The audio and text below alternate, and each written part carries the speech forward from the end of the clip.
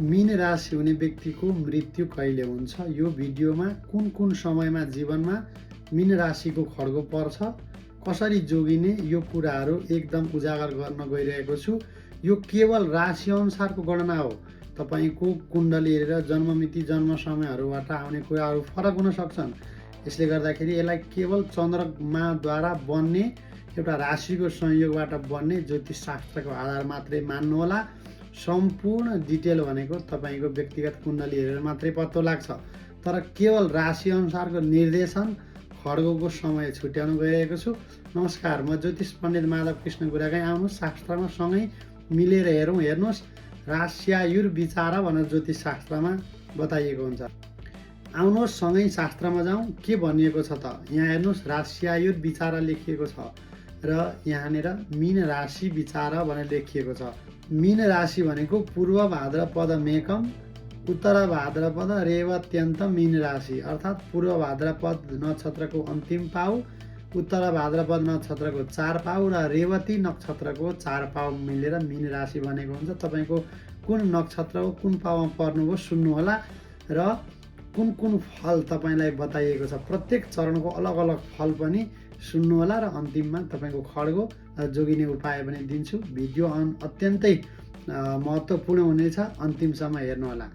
मीन राशि भनेको के हो त भन्दाखेरि जीवक क्षेत्र, बृहस्पतिको क्षेत्र, जग्गा जमिन घर भनौँ होइन, बृहस्पतिको काम गर्ने ठाउँ अरे, कार्यक्षेत्र अरे। त्यसले गर्दाखेरि मीन राशिको जीवनमा सबैभन्दा धेरै प्रभाव पार्ने ग्रह पनि बृहस्पति, जो देवताका गुरु ग्रह पनि भनेर मानिन्छन्। यदि तपाईँको दुईवटा नाम अर्थात् पूर्व भाद्रपद नक्षत्रको अन्तिम चरणबाट तपाईँको नाम छ भनेदेखि तपाईँको हात कहिले पनि खाली हुँदैन। किनभनेदेखि यहाँ भनिएको छ प्रथमे धनवान।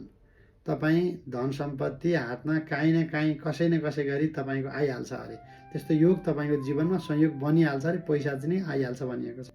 यदि तपाईँको दुईवटा नाम उत्पन्न भएको छ भनेदेखि उत्तर भाद्रपद नक्षत्रको पहिलो चरण दुईवटा नाम हुनेहरू चाहिँ काल ज्ञानहीन भनिएको छ। समयको ज्ञान हुँदैन अरे। जुन समयमा जे गर्नुपर्ने हो त्यो समयमा तपाईँहरू त्यो नगएर अर्को अर्को अर्को अर्को गरिराख्नुहुन्छ अरे।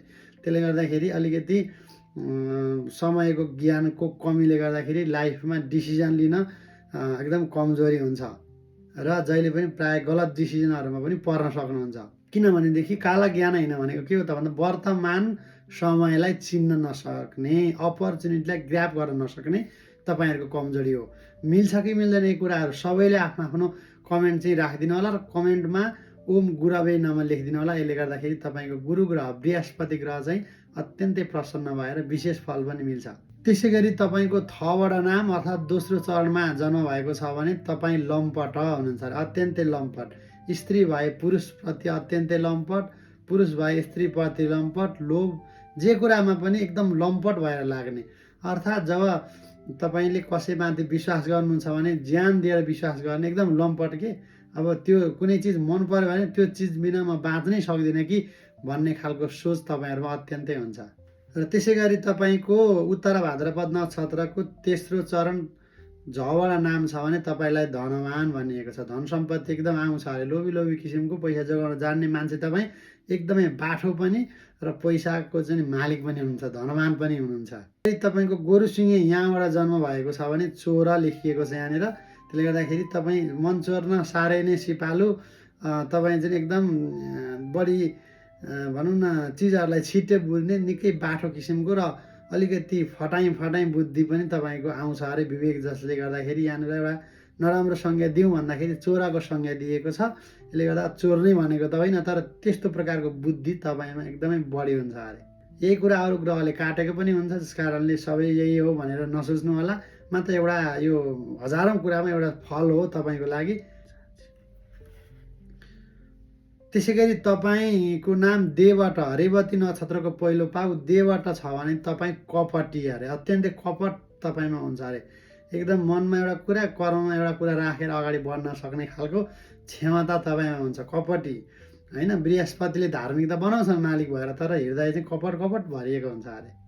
र तपाईँको रेवती नक्षत्रको दोस्रो पाउ दोवटा नाम छ भनेदेखि तपाईँलाई पनि निर्धन, पैसा त कमाउनुहुन्छ जोगाउनै नसक्ने, एकदमै बढी खर्चालु भएका कारणले गोजी जहिले पनि खाली हुन्छ। अलिकति खर्चमा कन्ट्रोल गर्नु पर्यो, नभएदेखि पैसाको तङ्गी जीवनभरि रहिराख्छ।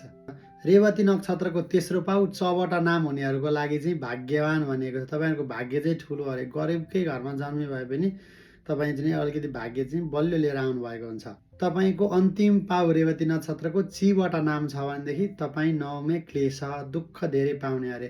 जीवनमा दुःखको कहिल्यै कमी हुँदैन तपाईँको लागि, दुःख चाहिँ आइरहेको छ अरे। खड्गो कति वर्षमा छ त तपाईँको भन्दाखेरि मीन राशिको लागि वर्ष यो 18 र 33। 18 र 33 वर्षको हुँदाखेरि तपाईँको लागि एकदमै नराम्रो खड्गो हुन्छ अरे। यो बेलामा केही न केही नराम्रो डिसिजन, केही न केही नराम्रो तपाईँले कर्महरू गर्नुपर्ने पनि हुनसक्छ। तपाईँलाई कुनै न कुनै दुर्योगहरू बन्न सक्छ, घाउ खटेराहरू, चोटपटकहरू केही न केही लाग्ने योगहरू, सम्भावनाहरू बन्न सक्छ। विशेष गरी अनेक प्रकारका गाडीहरूको दुर्घटना, विभिन्न दुर्घटनाहरूको संयोगहरू बन्न सक्छ। विशेष केयर गर्नुहोला। र अर्को तपाईँको लागि एकदमै नराम्रो समय, थलो पार्ने समय, अल्प मृत्युको योग बोकेको समय भनौँ। तपाईँको राशिगत हिसाबले, यो ग्रहगत हिसाबले, कुण्डलीगत हिसाबले होइन, केवल राशिगत हिसाबले तपाईँको लागि 61 वर्षको उमेरमा अत्यन्तै ठुलो कष्टको समय तपाईँको जीवनमा हुनसक्छ। 61 वर्षको उमेरमा विशेष प्रकारको चाहिँ सावधानी अपनाउनुपर्छ मीन राशि भएका व्यक्तिले। त्यो बेलामा एकदमै कष्टकर समय तपाईँको रहेको हुन्छ अरे, ग्रहको होइन राशिको हिसाबले। यो बृहस्पतिद्वारा बनिने एउटा योग हो। त्यसले गर्दाखेरि तपाईँलाई 61 वर्षको उमेरमा विशेष प्रकारको नराम्रो दुर्योग परेको हुन्छ, विशेष जोगिनुपर्ने हुन्छ। 61 वर्षमा तपाईँको लागि 73 वर्षको उमेरमा चाहिँ विशेष प्रकारको नराम्रो योग आउँछ अरे। यो 61 कटेपछि 73 वर्षको उमेरमा विशेष प्रकारले जोगिनुपर्छ, किनकि यही बेलामा तपाईँको चाहिँ एउटा परम आयुको गणना राशिगत हिसाबले बताइएको छ। यही बेलामा वैकुण्ठमा जाने संयोग पनि बन्न सक्छ। 33 वर्षको उमेर हुँदाखेरि र 18 वर्षको उमेर हुँदाखेरि चाहिँ र 61 वर्षको उमेर हुँदाखेरि चाहिँ विशेष प्रकारको यी वर्षहरूमा दुर्योग तपाईँको जीवनमा एकदम आइपरेको हुन्छ। त्यसले गर्दाखेरि यही वर्षहरूमा आफ्नो ग्रहहरू त खराब चलेका छैनन् भनेर कुण्डली देखाउन तपाईँलाई उपयुक्त हुन्छ। कुनै नराम्रो योग बनिरहेको छ भने ग्रहहरू मनसाएर पनि तपाईँ अगाडि बढ्न सक्नुहुन्छ।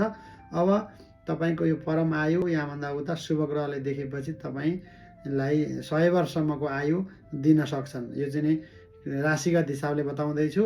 र अब तपाईँको लागि सबभन्दा नराम्रो महिना चाहिँ कुन हो त?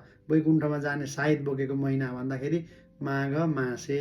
माघ महिना मीन राशिको लागि एकदमै जीवनको अन्तरालमा वैकुण्ठमा जाने संयोग बोकेर माघ महिनाले एउटा रोल खेलेको हुन्छ अरे विशेष तपाईँहरूको लागि। त्यसले गर्दा माघ महिनामा र अब कुन बारमा त भन्दाखेरि बिहीबारको दिनमा, हेर्नुहोस् बृहस्पतिको आफ्नै बार, तर जब ग्रहले साथ नदिएपछि आफ्नै व्यक्तिले साथ दिएन भने आफ्नाले नै घात गर्दाखेरि धेर दुख्छ अरे नि त।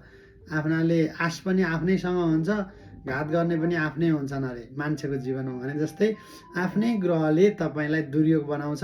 त्यसले गर्दाखेरि बिहीबारको दिनमा विशेष प्रकारको वैकुण्ठ जाने साइत मीन राशिको जीवनमा बन्ने गर्छ। अब हेर्नुहोस् माघ महिना बिहीबार, माघ महिनाको बिहीबार त विशेष अब नराम्रो हुने भयो। त्यो 71 वर्ष पार गरेपछि होइन, अब 61 वर्षको यो उमेरमा पनि र खड्गो भएका वर्षमा त माघ महिनाको यो बिहीबार चाहिँ जोगिनुपर्छ। त्यसमा पनि यदि यो बिहीबारमा पनि अब कस्तो योग बन्यो भने झन् नराम्रो जोडिएको हो कि खड्गो भनेर आफैले के लाउन सकिन्छ भन्दाखेरि माघ महिना पनि पर्यो, बिहीबार पनि पर्यो, शुक्ल पक्ष 15 दिनको एउटा पक्ष हुन्छ। शुक्ल पक्षको बिहीबार चाहिँ माघ महिनामा पर्ने एकदमै घातक हुन्छ अरे तपाईँहरूको लागि। अब यहाँभन्दा अगाडि अझै घातक, हेर्नुहोस् जोड्दै जानु होला। यो चाहिँ अब जब जब तपाईँको महिनाहरू आउँछ त्यो जोड्दाखेरि पत्तो लाग्ने कुरा हो। र आज तपाईँलाई नै ज्योतिषी बनाउँदैछु र आफ्नो नराम्रो समय चिनेर अलिकति सावधानी हुनुभयो भने सावधानी हटी त दुर्घटना घटी भन्छ क्या हिन्दीमा। सावधानी हट्यो भने दुर्घटना घट्छ अरे। सावधान हुनुहोस् तपाईँहरू थाहा पाएर भनेर यो भिडियो मैले ल्याएको छु, हेर्दै जानु होला। अब तिथि चाहिँ तपाईँको लागि द्वादशी अरे होइन, द्वादशी तिथि पनि पर्यो, माघ महिनाकै शुक्ल पक्षकै बिहीबार पनि पर्यो, द्वादशी तिथि पनि पर्यो। यो त सबै कुरा मिल्दै आयो भने चाहिँ त्यस्तो समय चाहिँ निकै घातक हुनसक्छ। द्वादशी तिथि एकदमै नराम्रो तपाईँहरूको लागि। जब यी दुर्घटना हुने योगहरू, खड्गोको योगहरूको वर्षहरूमा विशेष प्रकारले अब कुन नक्षत्रले पनि ठुलो काम गर्छ। यदि नक्षत्र पनि जोडिन आयो, तिथि पनि जोडिन आयो, बार पनि जोडिन आयो, शुक्ल पक्ष पनि, माघ महिना पनि र तपाईँको खड्गको वर्ष पनि भनेदेखि चाहिँ अनि अरू नवग्रहले तपाईँको कुण्डलीमा कस्ता योग बनाउँदैछन् त्यसले पनि धेरै मेटर गर्न सक्छ, त्यसले पनि हानि गर्न सक्छ। अब हेर्नुहोस् कुन नक्षत्र भन्दाखेरि पुनर्वसु नक्षत्रे भनिएको छ। पुनर्वसु नक्षत्र पनि आयो, यी सबै मिल्दै पुनर्वसु नक्षत्रमा पनि आयो भने अब ज्योतिषले गणना गरेर भन्ने कसरी हो त? हो यसरी, सबै कुरा जब देखेपछि ल तपाईँको यति समयमा यस्तो बेलामा यति कुरा मिलेर आयो भनेदेखि ग्रहको संयोग छ, जोगिनुपर्छ भनेर आज तपाईँले थाहा पाउनुभयो।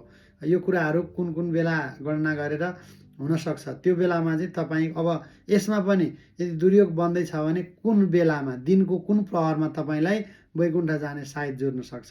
जीवन हो, एक दिन जन्मियो एक दिन मर्नै पर्छ। यो संसारमा चाहिँ करोडौँ मान्छे जन्मिनु भयो, करोडौँ मान्छे गइसक्नु भयो।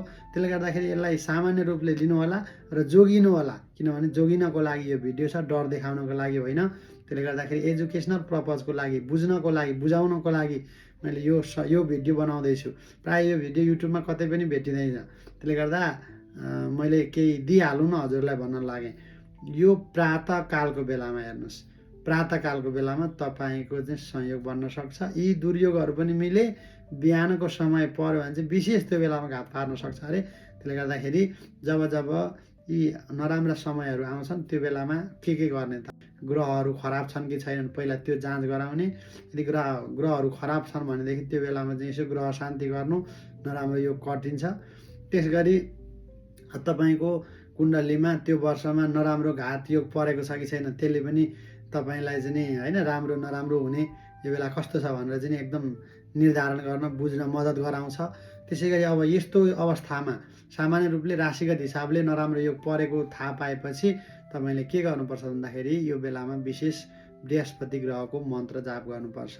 ओम गुरवे नमः भन्ने मन्त्र जप्नुभयो भने तपाईँलाई विशेष प्रकारको फल मिल्छ, किनकि गुरु बृहस्पति नै यो बेलामा चाहिँ घात बनेर तपाईँको लागि आएका हुन्छन्। त्यसले गर्दाखेरि कमेन्टमा एकचोटि लेखिदिनु होला, ओम देव गुरवे नमः, ओम गुरवे नमः, ओम जीवाय नमः लेखिदिनु होला। र बृहस्पति गुरुको मन्त्र अत्यन्तै कारगर मन्त्र, गायत्री मन्त्र जप्दाखेरि बृहस्पति ग्रह अत्यन्तै प्रसन्न हुन्छन् र दुर्योग छ भने पनि टलेर जान्छ अरे। त्यो मन्त्र स्क्रिनमा लेख्दैछु। लोकपूज्याय विद्महे आङ्गी रसाय धीमहि तन्नो जीवः प्रचोदयात्। यो बृहस्पतिको मन्त्र एकचोटि सुनेर तपाईँले पटक पटक जति सुन्नुभयो, अहिले पनि यसलाई रिभिजन गर्दै सुन्नुभयो भने पनि तपाईँलाई कण्ठ पार्नुभयो भने तपाईँलाई लाभ हुन्छ होइन। यो मन्त्रले तपाईँलाई विशेष प्रकारको राम्रो फल सधैँभरि दिन्छ। यस्ता कष्टकार समयमा त दिने नै भयो, अरू बेला पनि तपाईँले यो मन्त्र जपेर एकैचोटि पनि दिनको सुरुवात गर्नुभयो भने तपाईँलाई जहिले पनि फलिफाप हुन्छ। किनकि जुन राशिको मालिक ग्रहको चाहिँ उपासना गर्यो त्यसैबाट छिटो फल मिल्ने योग ज्योतिष शास्त्रमा बताइएको छ र यो बृहस्पतिलाई खुसी पार्ने सबभन्दा ठुलो मन्त्र। त्यसै गरी अब यस्ता दुर्योग परेका बेलामा तपाईँले भगवानको विशेष नाम जप्नुभयो। भगवान विष्णु हुन् बृहस्पतिका अधिष्ठात्री देवता, जस कारणले ओम नमो भगवते वासुदेवाय मन्त्र जप्नुभयो भने पनि तपाईँको लागि एकदमै फलिफाप हुन्छ, राम्रो गराउँछ भनेर बताइएको छ। विशेष भगवान विष्णुको उपासना गर्नु, इष्टदेव मान्दा पनि तपाईँलाई विशेष फल मिल्छ। र यी दुर्योग परेका खड्गो परेका वर्षहरूमा विशेष पहेँलो कपडा धारण गर्नुभयो भने त्यो खड्गो पनि कम हुन्छ, किनकि बृहस्पति ग्रहलाई प्रसन्न बनाउन सकिन्छ पहेँलो लुगाहरू धारण गरेर पनि, जसले गर्दाखेरि तपाईँको दुर्योग पनि नाश भएर जान्छ।